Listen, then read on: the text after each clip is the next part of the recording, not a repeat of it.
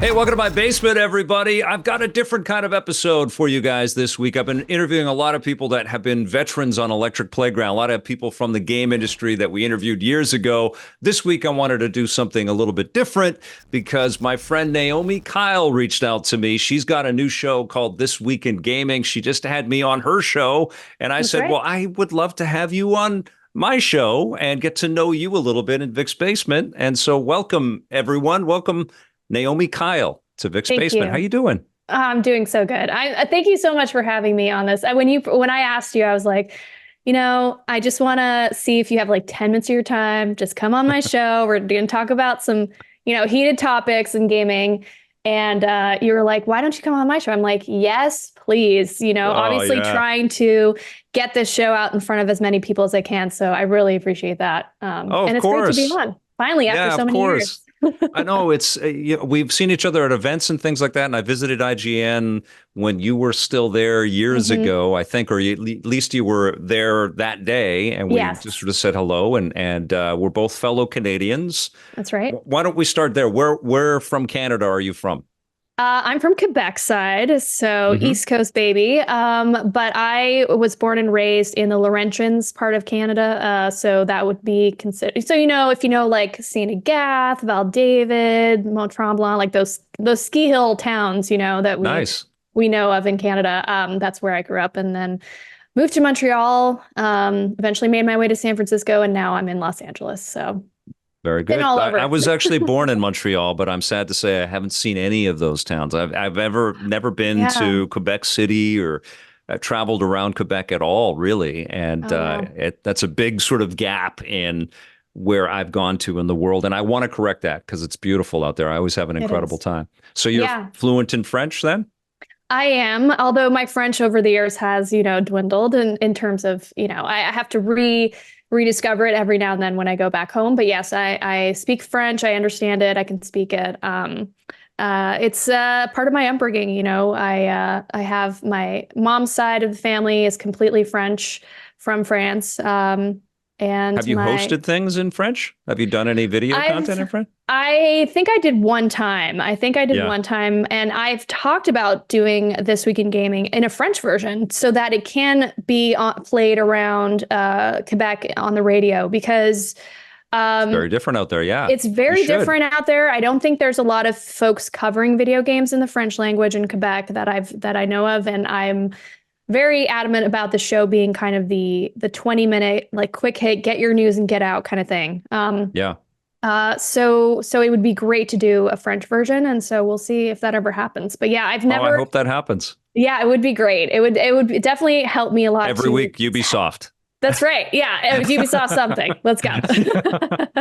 No, I think you should totally do that. That sounds incredible.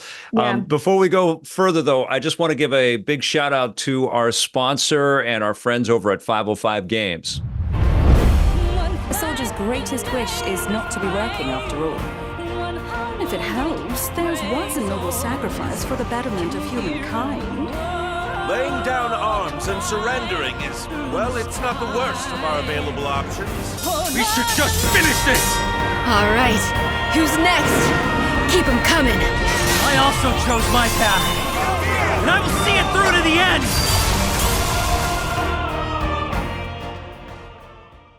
Thank you so much to 505 for sponsoring this video. All right, so you were born in Quebec and you grew up in Montreal. You've spent a lot of time growing up in Montreal. Yes. What started you on your path in media? How did that start to happen for you? Right. I always say it started, obviously when I was a kid, started playing games, fell in love with them. But I guess when it came to adulting, the adult part of my life, I moved to the city, where I grew up. There's no English colleges, universities within close vicinity. So it's very common for, folks to continue their education to move to the city on their own. So at 17, I moved out, went to the Vanier College, where I started out with an interest in music. I wanted to sing. I had loved singing my whole life. I took private lessons and I got into music program. I did jazz and classical singing. Wow. But then... Do you still do that? I still sing. Yeah, I have like an EP on Spotify actually. So if you look up my Very name, cool. there's a Awesome. couple tracks on there that I've created. But that was something that I thought I could do, and I just struggled in the theory side and like some of the I could do the singing part. I just couldn't do the music writing and the theory part and the ear training. And so I was struggling to keep my grades up. So I moved up. I moved. It kind of pivoted. I decided, I was always in the arts, so I wanted to do filmmaking instead. I thought that would be a good path to take. So I had to go to Dawson College for that. Completed my program, did really good, made some short films. It was great. This was back before a lot of the stuff that we have now available. So it was a bit of a, I was using camcorders, the old Sony camcorders and analog editing stuff. Yeah, super analog. With tape. Yeah. It's changed so much. So I did have a video path, like making content, being a creator was definitely a path that I was being led on. And there was a media's communication like side to the program that I was taking. So I learned a lot about media. And then throughout college, I worked a job at Steve's Music Store. I don't know if you're familiar. Oh, yeah. Music instruments. I bought strings there once. Yep. Yeah. So because I was interested in music and that, I got a job there to pay for college and to pay my way. And I was working weekends, and somebody walked in and said, "Hey, have you ever thought of modeling? Like, I'd love to photograph you or whatever." And I was like, "No, I've never thought of that." Anyways, next thing I know, I'm applying to modeling agencies in Montreal. There was at the time, and I think there still is, a fashion industry in Montreal. Mm-hmm. And I joined an agency called Next Canada. And I did that for a couple of years to pay my way through college. And then eventually landed, I got a gig that I'd never gotten. It was like one of the biggest gigs, casting calls that I'd ever gone out for. And it was like a 1-year contract to host a podcast and to talk about video games once a month, or every couple of weeks, there'd be like a video. And I went in. I don't know why they were casting for models. I don't know. But I went and I met the co-host, and we hit it off. And obviously I knew a lot about games because it was something I was doing as a hobby since I was a kid. And I got the job. So that then, did that for about 1.5 years. And that put me in front of folks, I guess, because IGN caught wind and they were looking for a replacement host for their tentpole show called The Daily Fix. Right. And that was Jessica Chobot. Chobot, yeah. Yeah, right. And I had no idea that she was leaving, that she had decided to move to Los Angeles and could no longer work there. And I had been eyeing potentially working for IGN or looking for other media outlets that I could potentially like turn this into something bigger. Yep. And I got hit up on Facebook and said somebody from IGN, and I was like, what? Like, I couldn't believe it, because I was thinking that, but I hadn't told anybody. Like, there was no way that somebody already knew I was like pursuing this or looking at this. Was that Fran? It was actually, oh my God, I'm blanking on the name now. No, it wasn't Fran, but I did end up meeting Fran. Yeah. God, why? Ty Root. His name was Ty Root. Oh, Ty. Yeah. Geez. Yeah, you know Ty. Yep. Yeah. Yep. So Ty Root reached out, and I got into the process. I had to submit videos, had to do a bunch of interviews, got flown out to SF to meet the team, do an on-camera audition there, and I got it. So that was 2011, and I've been kind of on that trajectory ever since. And it is kind of the perfect culmination of the things I was doing, right? On-camera personality, doing content, filmmaking to a certain degree, and talking about video games. It was like the culmination of all the things that I was kind of making my way through, So anyways, that was the story of how I got into it. Well, that's amazing. You ended up moving to Los Angeles, though, and kind of changing your life in some pretty big ways. What was the impetus there? Why did you want to move to LA? Well, I'd been at IGN for 7 years. End of 2017 was when I decided to move to Los Angeles. And at the time, I was trying to get IGN to see if we could still work together while I lived there, but they didn't have studio set up, or they didn't have the resources down in LA at the time. So I had to make a call. I had to be like, I had to look at the big picture. I'd been there for so long. I'd done it fully to the extent that I could possibly do it. And I felt like it was time to try something different, and see if I could branch off on my own. And so far it's been good. I'm almost 8 years on my own and have done many things. Worked for CBS on their Star Trek show, did BattleBots. I've sold some shows. Obviously this iHeartRadio show is one of them. Continuing in the gaming space, but there's definitely other things that I've been pursuing separate from that are just one of those things that take years to develop. So, Totally. there'll be some announcements soon about some of the bigger things I've been working on. So, but yeah, I think it's been a fun journey. I'm very grateful for the path that I was put on, whether that was coincidence or luck or whatever you want to call it. But it's been a really fun ride, and I'm just happy to be on it. When you've had a run like you've had, it's fate, I would say. Yeah, it was supposed to happen. I think that's same fantastic. With you, Victor. You're too sweet. I feel that. Yeah, I mean, I've been doing this for so damn long that, yes, I'm doing what I'm supposed to be doing, How long has it been since you've been doing this? Almost 30 years. 95 Oh is when we launched the Electric Playground website, and then 97 was when we got on television. And it's funny because obviously everything changes in the world, but my job has been kind of the same. I talk to people that make video games and other entertainment, and I travel to events and I review games a lot. Yeah. And I don't even know how many games I've reviewed, but I really love this gift of being able to do this. And I still can't believe that I get to do all of this. I'm sure it must feel like that for you, but I'm wondering, to become an entrepreneur and to kind of take your career in your own hands, which is effectively what you had to do.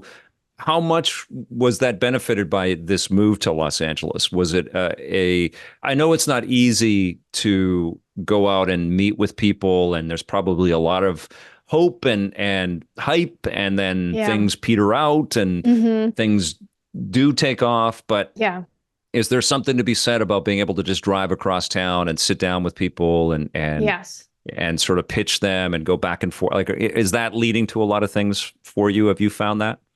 Yeah, I would say for sure. When I was thinking of leaving IGN, it was between leaving to go to Los Angeles or Seattle. Right. Funny enough. And I had to weigh the pros and cons. It was like, first of all, Seattle weather, not everyone's favorite. I'm sure you know what it's like in Vancouver. It's similar. Yeah. So there was that, but also, that a lot of my friends just weren't there. My connections, the network that I had grown over the years. And being out here every time, almost every time I go out to events and I run into people, or I have these meetings that come up and it's like I can go and meet them in person.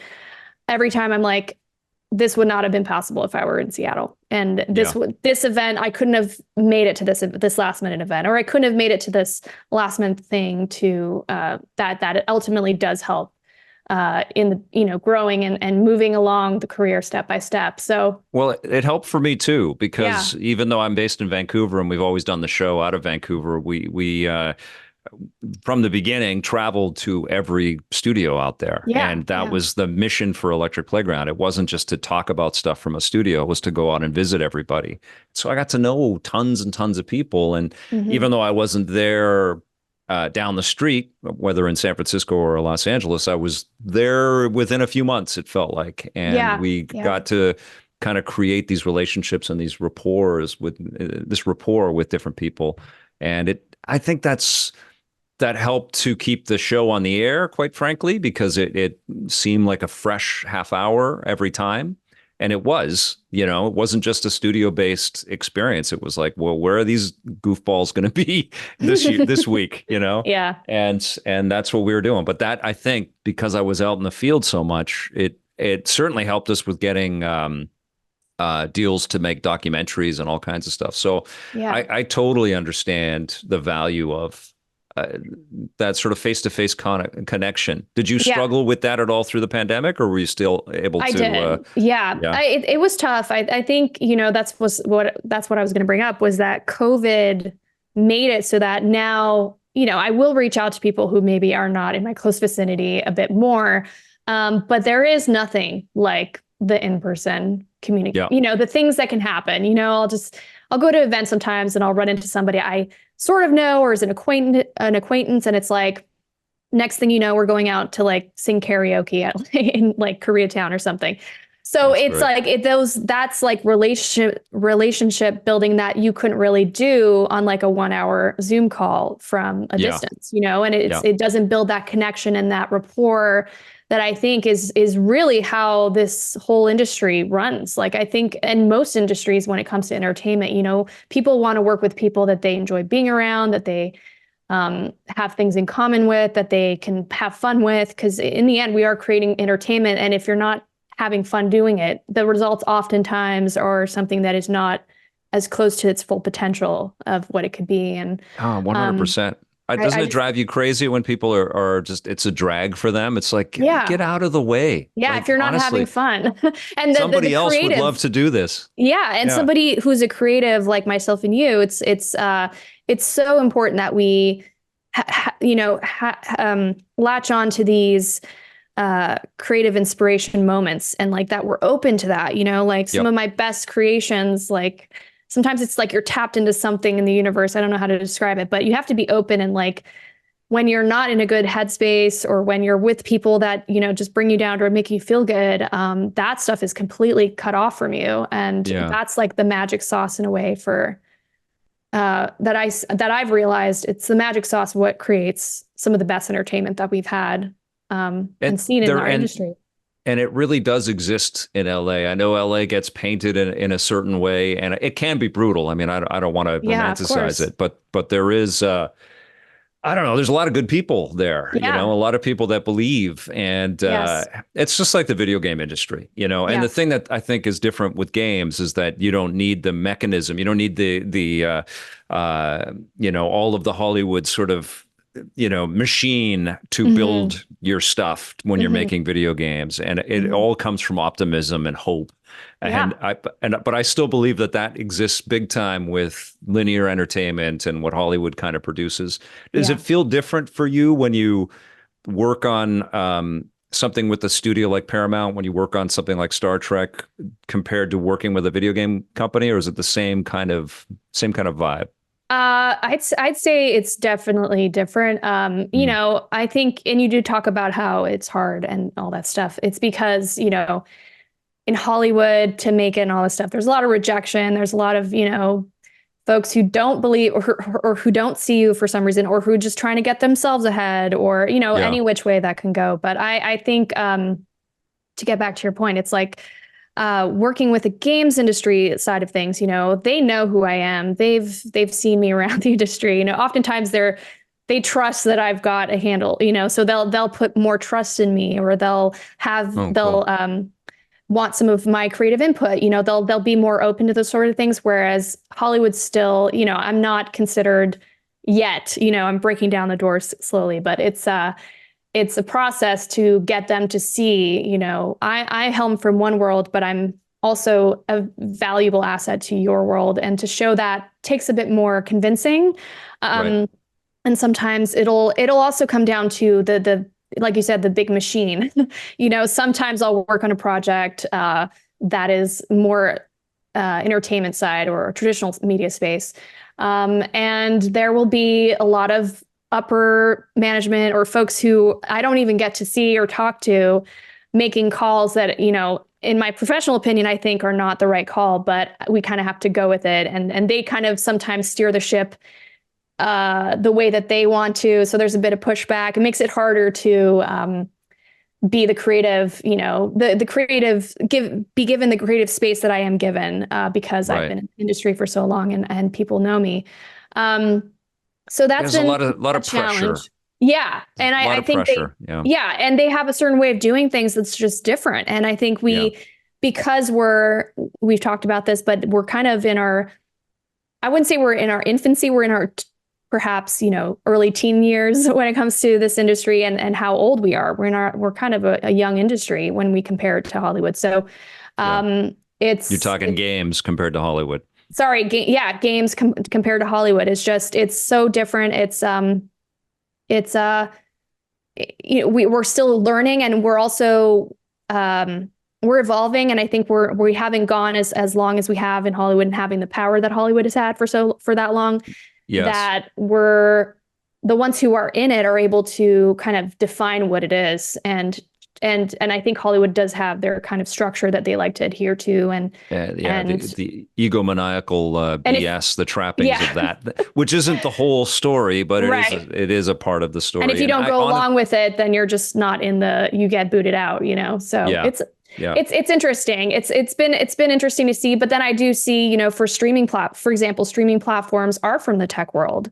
So they do operate in some ways. They're a little bit more flexible in that way. And they do try to innovate and I feel like change the way things are done. Because, Hollywood was one way, but there's always a million different ways you can do things. And I feel like the world in entertainment in general is coming up against this huge discoverability issue. Like, look at the Fall Guy launching this weekend. Couldn't have had more buzz and hype and promotion and marketing.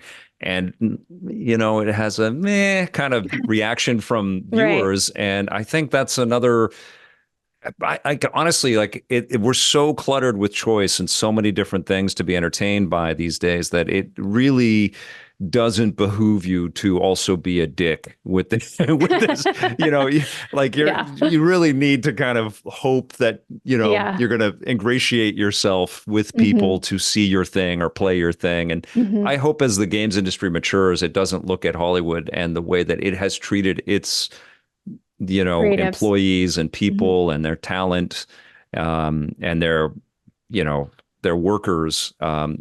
It hasn't always been sunshine and rainbows. And I hope that they don't go and, we need to treat people like this and be scumbags and egomaniacs and stuff. I don't think it will, but the games industry still does make a bunch of mistakes. Have you had any terrible days? Have you ever experienced anything which is just you still can't believe it? I've definitely had those days. There's some productions I've been on, and it's the terrible days, honestly, when they've happened. I feel like it's when people are trying to wing stuff, or they're just trying to make up things as they go, as opposed to preparing. And I'm a big over preparer, so if I work on something, it's like I'm coming with everything memorized. I know run of show, I know all the names of people.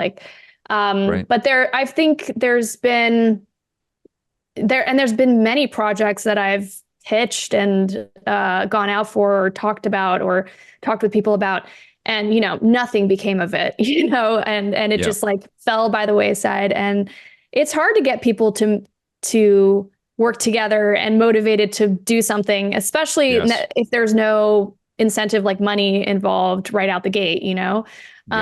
So I think it's I've encountered things where folks are trying to put on some sort of production and they're not necessarily experienced, or they're just trying to impress their bosses, and so they're really nervous. So I've had days where I've had to kind of be on a live set, for example, and we haven't rehearsed like we said we would. And it's a 2-hour show, and I have to just hope that it goes off without a hitch on the day live. So yeah, there's definitely been moments and it causes more stress. And by the end of it, I'm like, whew, all right, time for, I'm going to get my favorite dessert or grab a drink, or, I don't know, just chill at home. I need to take a bath. I need to de-stress from this whole day, because, it takes a whole, it's so much to put on a production. It takes so many heads, so many people, so much work, and people have to be taking it seriously. And the ones that don't just make it worse for everyone. And it honestly, I know, it could be just one person in a group of 20 people or whatever. Yeah. And it really is just this terrible monkey wrench. It's really or brings negative energy, and is negative energy, yelling at people, and I've had that happen. And it's bro, this is not conducive to a good creative environment. Everyone is stressed now, and they're just not going to be able to perform at their full potential. And it's a tricky thing to not be forced and phony, but to come with positivity, and with good ideas, and to open your mind to other people's concepts and designs, and where the thing might go. Yeah. It's tricky. And honestly, that's the thing that I miss the most about working with my group of people that I was able to work with. Like we didn't know what we were doing half the time. Like we were figuring it out as we went, and we kept evolving. That was the other thing too. But that openness to kind of collaborate and to come up with different ways to do this. I remember talking. I don't know if you've produced anything where you've had to get graphics work done. But I was just talking to I was talking to a friend of mine the other day, and I reflected on. I used to talk to our art director. His name's Tavis Dunn, and I used to explain all the graphics with sound effects. I'd say, okay, that's cool. I need all of this stuff to come in, and it's going to open like this, and he would say it back to me, and then he'd do it exactly the way that I had in my mind, and we didn't know how we were communicating, but it was working like that, Yeah. And I miss that kind of stuff. Of course, now we'll just be prompting an AI thing to like make a fantastic graphic intro or what kind of insane world are we entering in right now? Oh my gosh. Yeah. The topic of AI too. I can see it. I can see it as like a really helpful thing, but then I can also see it as a really disastrous thing. So yeah, a lot of mediocrity, I think, is what we're going to see. A lot of stuff that looks like AI for a long time. Yeah. I think that's why we need to push for that we still have that creative input from human minds to give it that zhuzh and that riz or whatever you want to call it, like to make it elevated and because it could be helpful for baseline structure or maybe to just storyboard. Get a canvas going, but to actually build upon it, I think we need human minds and creativity, and to emphasize and to push for that right out the gate is so important, crucial, I think, so that we don't forget that that's like what makes everything we do, first of all, entertaining, but also worth it. Like that we get fulfillment out of doing it, Yeah, because I think if we just make content or things with AI that are a reflection of what we've made before, we are going to see a lot less, fresh discovery and illumination that is truly surprising, because and you could level that at movies and games to a huge degree anyways, but because they follow formula in the end. They do, a lot of them do. They're like, oh, let's just make a copy of this movie and this movie. Out of ideas, as they say. It does sound low that you have it pivoted in your life to really think of yourself as a producer and to is that what you're endeavoring to do right now, is to build projects where you're hiring on-screen people and shepherding them, maybe doing some directing and stuff like that too? Or are you thinking like that? Yes? I am thinking like that. I and still pursuing acting and creative stuff like my music, and that's never gone away. But I think I think taking charge, and it's, stuff that I've definitely heard in a lot of interviews, and folks who have made it, quote unquote, they always talk about how, just make your own thing, just make your own stuff, and take it from there, So I really want to, I have a film that I'm working on directing. I'm also the writer of the film. Awesome. We were in pre-production, looking to actually produce and shoot everything this summer, and hopefully have it out like before the end of the year. So we're holy crap, that's amazing. That's incredible, man. Yes, that's self-funded. So cool. It's completely self-funded. Wow. It's more of a scripted, it's a psychological sci-fi kind of story, and I'm not starring in it. So I'm just going to be, behind the camera. I'm going to be part of, pre-production, production, post. Like that's going to be my whole thing. And then good for you. Yeah. So I am kind of taking the helm in that way, like hiring people. And I've always kind of done that. I'm doing that for my radio show. Like I collaborate with the iHeartRadio team.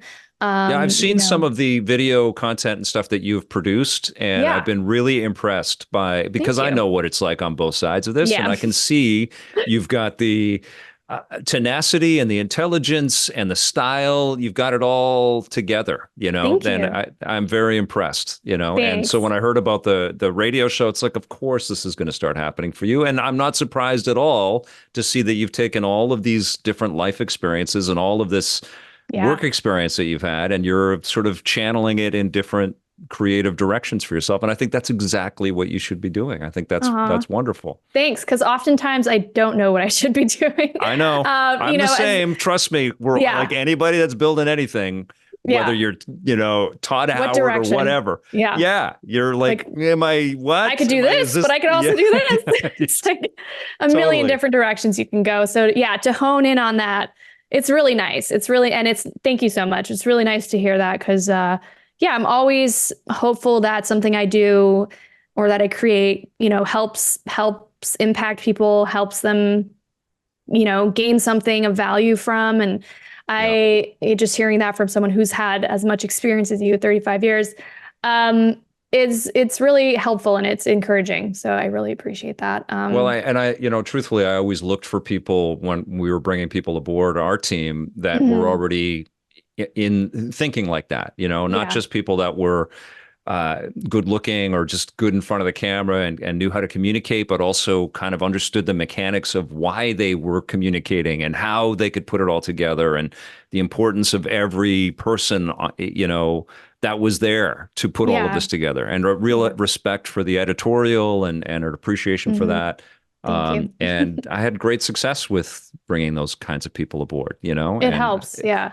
Yeah. And had our paths met in a different, you seriously could have been a part of the EP team for sure. I would have loved to, first of all. But it's, thank you for saying that. Yeah. I think I take a lot of pride in my work. So to hear it, reflected in how you see the work I do. And it's very helpful because it takes so much work. It's a lot of behind the scenes stuff that people don't see, Editing is a pain in the ass, right? And you do your editing. I can see. I do my own editing, my own writing, every facet.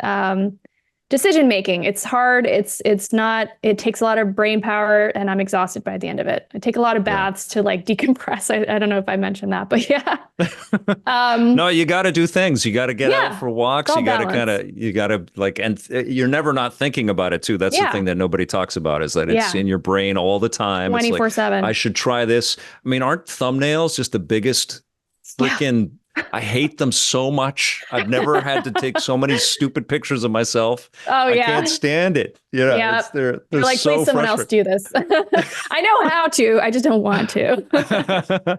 and it's all a mystery to me too. Like I never had to think about any of that stuff with television. It was just like, okay, the show's done. We're good. Yeah. But now it's the algorithm. It's all about the algorithm. It's all about, a computer that can change ideas and minds at any which point. And you're like, okay, this one didn't work, but it worked last time. That's how I know the baths are a part of it, but how do you stay up? Like, how do you not let this stuff beat you up? I definitely have run into, COVID, like we talked about, definitely did hit me harder than I think I was expecting. So I've had really bad days and I have had to readjust kind of my approach. It used to be I could just, run with it or compartmentalize, the hard parts. But now I think the thing I found that works for me is I really am super anal about my health, like making sure I'm eating right at the right times, that, I'm prioritizing self-care. Something I think that at the time, I didn't prioritize. I thought, I'll just do it later, or, it wasn't as necessary as I feel like it is now. And because there are hard days and life gets harder as you get older and you become more quiet and more reflective. Naomi, are you going to build content about this part of your understanding? Yes. I think you should, because there's going to be a lot of people out there that are following in your footsteps and building content, looking up to you, and it's really, really bloody valuable. And I agree. Like I've been a kind of a health food nut for a long time, and when I was a kid, it was kind of a weird thing to be a vegetarian. I didn't eat sugar, and it was just became part of every conversation that I had when I was growing up. And now I'm very grateful that I did think like that. That worked, and becomes incredibly and increasingly important as you do get older. Absolutely, and God, the food industry is and the health industry is so engineered to get us sick, and then to get us on medicine to keep us alive and then get us sick. And, and it's like, it's so insidious. I don't want to tinfoil hat this, but I believe my that. God. Yeah. If it's not by design, it's definitely something that's happening. Like it's Yes. regardless of if somebody's, controlling that, it's happening, and it's an unfortunate thing in our industry. I think consuming of things has become such a big part of our culture. I think in North America, probably also in other countries, it's something to be mindful of. I think culturally, that's just how we are. It's like we're consumer based. That's our whole economy. It's how everything runs here. So yeah, you have to be mindful of that. And I do plan to talk about it more because, I'm writing. I do some writing on the side. I'm hoping to come out with like a memoir at some point. I don't know if my story is quite over yet. So whenever that comes out, we'll have to see. You're just getting started. I'm just getting started, right? But I'm including a lot of those things, my life experience and things I had to face. And I just think it's so important to mind, body, soul, whatever you want to describe. It's like you have to take care of all those facets. And without that part of it, I can't create to my full, like I can't be a creative person. And it's such a big part of gaming now too, and streaming and the you're culture sitting down half the time, like, totally. Including exercise and that, like you were talking about taking walks. Like I go on 2-hour walks most days. So it's something I had to integrate because it was, I think without a sound body and like everything's sound and you feel healthy and you're not getting sick as much and stuff like that, it helps to maintain what the workload. And like you said, it's a 24 hours job, 24/7. Yeah. You're never not thinking about it. Yeah. You're never not thinking about it. And you're always thinking I should be doing more. I should be doing more. It's like, well, to do more. And not that you have to, the other part of it is saying, I could do more here, but I'm not, I'm choosing not to because I can do it tomorrow or, because I need to, take rest, get some sleep or whatever it is, you have to make sure you're balancing all that stuff because that is also, it's the grind culture that we're in and gaming is like that and content making, social media has made it so we have to be on 24/7 and thinking like when we're going out somewhere, can I monetize this? Can I, is this a video piece of content that could help me grow? Like, I think it's really important that, your entire mind, body, soul, whatever you want to call it is sound, it's running properly. Like without one, you can't really do the other. So I think in this grind culture, we're always finding ways to monetize our entire lives. You go outside, you go out to an event, you go to a restaurant, you're spending time with family, like, oh, this could be a photo for my social, or I can make a reel for this. But to balance that, to make sure like that I'm not doing too much of that and that I still take time to enjoy the moments and that I'm not, as much as I'm thinking about work, I'm also having to tell myself, we're going to think about something else right now. Be in this moment right now. Be in this moment. The people. Yeah, I know. I don't think it's just, us content makers that are trying to figure this out and trying to navigate through all this. And there's still kind of like shiny toys, all of this technology and all of these different avenues that we have to express ourselves. And it's so game-like too, isn't it? Yeah. It's like this digital, false reality that's really fun to live and to express, but it's not the truth of your day-to-day moment. And that's so analogous to how we play a video game. We live these lives of these digital heroes that are so much bigger and but more fulfilling.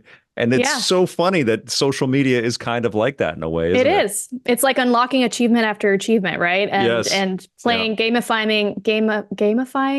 Is that what I mean? Yeah. Like the aspects of life that you're like, oh, if I get this, then I can get this. And once I unlock this, I can do that. So it's, we take, unfortunately, as gamers, that's how our brain thinks. We're always like, on to the next quest, on to the next task. And so to translate, we take that into life and sometimes it's good. It's definitely good for being productive and stuff like that. But to balance that, to make sure we're not constantly, acting out of it's a little bit out of, fear of not getting the next thing or fear of missing out. So or people I think, forgetting you for one day or whatever. Yeah, right, I know. not being relevant. We're all experiencing, it's funny, social media has democratized fame in a way. And I feel like we're all experiencing what a lot of actors back in the day and famous folks experienced, maybe on a smaller scale, but we're going through that all in for those of us who have a presence online. We experience a lot of, and which I think, I do therapy and stuff. I've gone through that whole talking to a therapist, and I think therapists should keep that in mind as well, that our lives have now become, whereas it used to be this very unique thing for people, now it's like a lot of folks across the globe are experiencing this exact thing that actors have gone through, or I'm saying actors as an example, but any sort of creative who got famous. And it can happen to anybody, and it's amazing. Like somebody can quit a job and post how brutal that experience was, and then they're a viral sensation, and they're making hundreds of thousands of dollars a year posting about their life. And then the next day that goes away, and then how do they deal with that? If they got a lot of dopamine or pride out of that, and they're like, well, I want to sustain it, I want to continue doing it, but then they can't, then they fail. Or it doesn't work the same way it did I don't before. envy the marketers that have to navigate through this, and we get contacted, from different people with ideas about stuff all the time, you and I and others like us.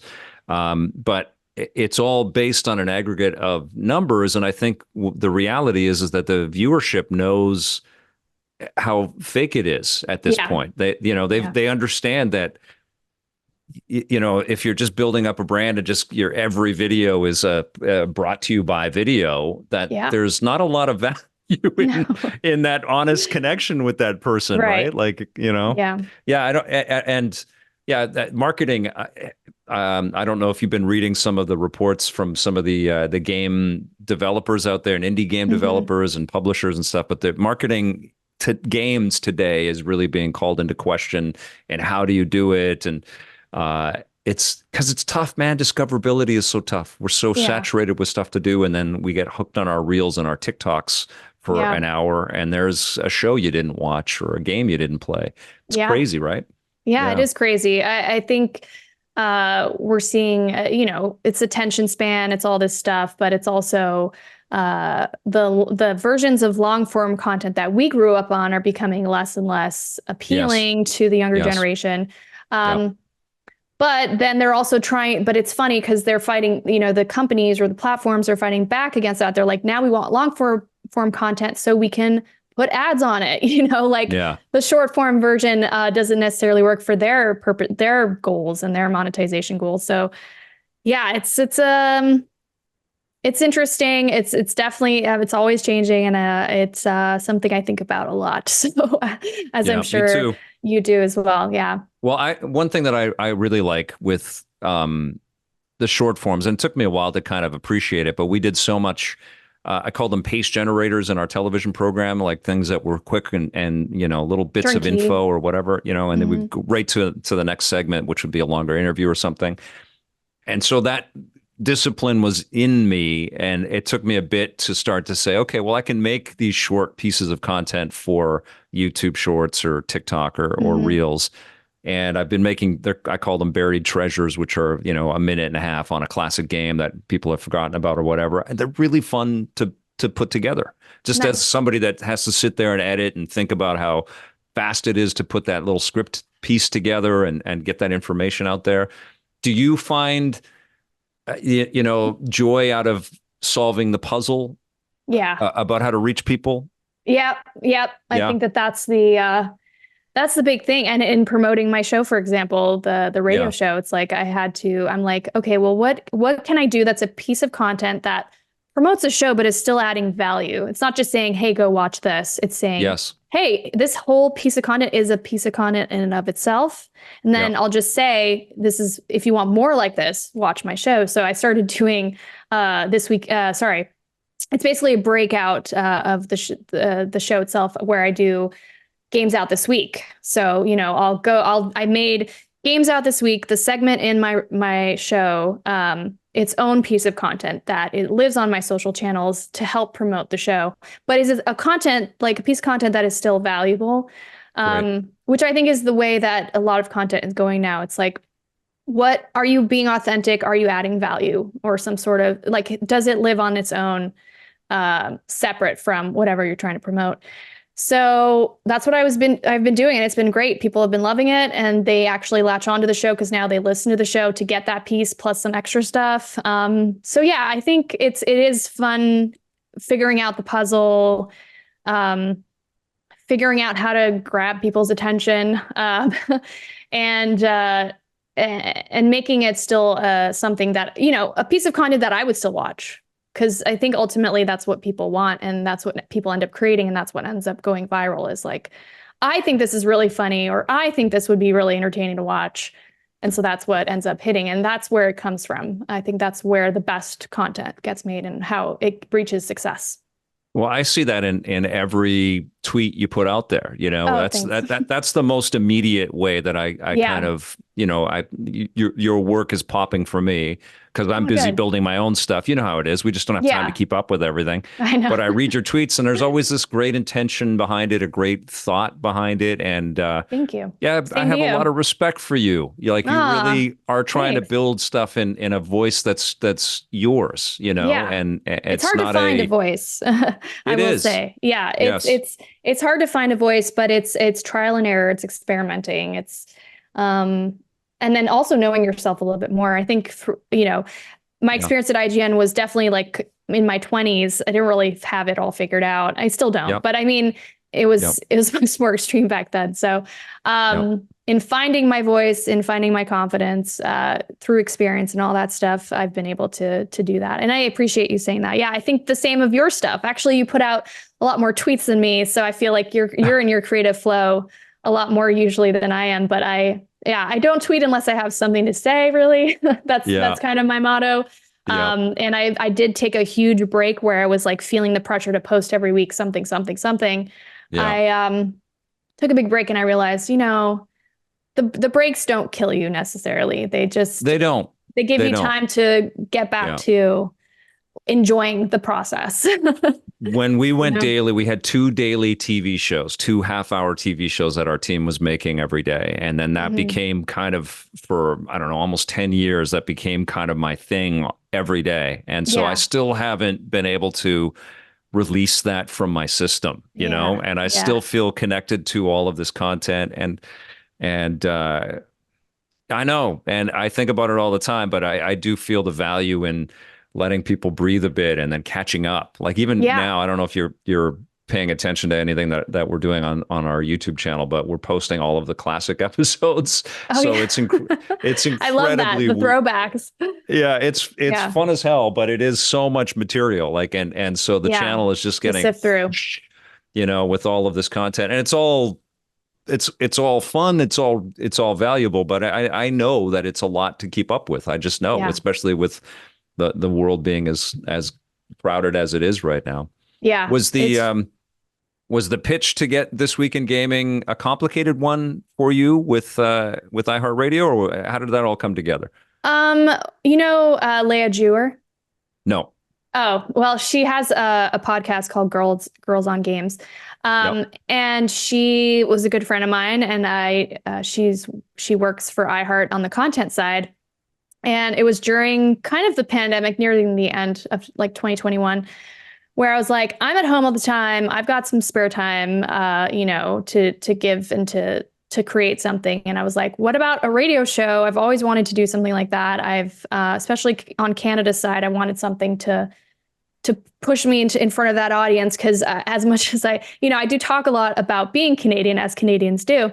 But in this, I don't think folks in Canada know as much about me as the folks in the States do. So I was like, how can I get over there? It's my home country. I'm very proud to be from there. And I want to be involved in the community up there a bit more. And I was like, well, I'll talk to Leah. We'll see what she says. And I was like, I just want to do something that's really mainstream, that you don't have to be a hardcore gamer to know, to follow along and to understand, because we'll kind of educate you and teach you along the way.